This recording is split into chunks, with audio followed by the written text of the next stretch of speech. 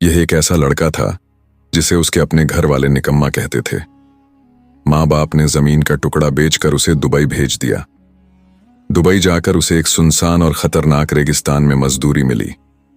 लेकिन एक रात तूफान आया और ठीक उसी रात 5 अरबी लड़कियां उसी रेगिस्तान में पिकनिक मनाने आई हुई थीं। वो सब वहीं फंस गई। यह इंडियन लड़का उनकी मदद करता है और उन्हें अपनी झोपड़ी में ले आता है।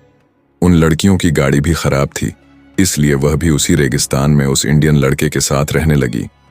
मगर फिर वही लड़का उनकी मजबूरी का फायदा उठाता है।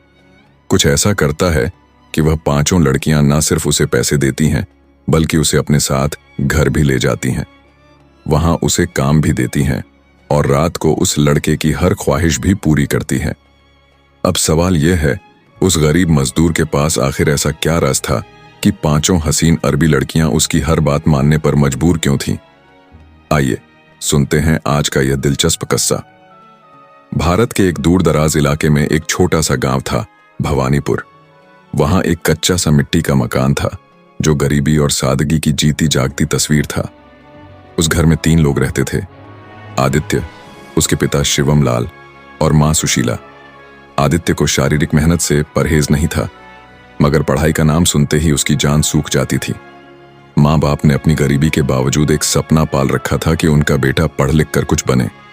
हर सुबह उसे स्कूल भेजते, बैग पकड़ाते और ढेर सारी दुआओं के साथ विदा करते। मगर आदित्य स्कूल की राह छोड़कर होटलों में दोस्तों संग चाय उड़ाता, सिगरेट फूंकता और कभी कभी फिल्म देखने निकल जाता। वापसी पर ऐसा अभिनय करता मानो पूरा दिन किताबों में डूबा रहा हो। माँ बाप उसकी इस लगन पर नाज करते और समझते कि उनका बेटा पढ़ाई में आगे बढ़ रहा है। दिन बीतते गए और दिन से महीनों में बदलते गए। एक दिन उसके पिता शिवम लाल किसी काम से शहर गए। थकान के चलते एक छोटे से होटल में चाय पीने रुके। जैसे ही नजरें सामने पड़ी, दिल दहल गया। आदित्य दोस्तों के साथ बैठा ठहाके मार रहा था। शिवम लाल के कदम थरथरा गए। वो धीरे धीरे जाकर बेटे के पास बैठ गए। आदित्य ने जैसे ही अपने पिता को देखा, उसका चेहरा पीला पड़ गया।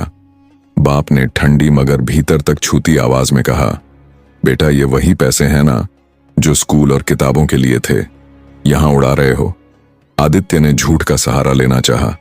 बाबा, आज स्कूल में छुट्टी थी तो दोस्तों के साथ आ गया। शिवम लाल सब समझ चुके थे मगर कुछ नहीं बोले।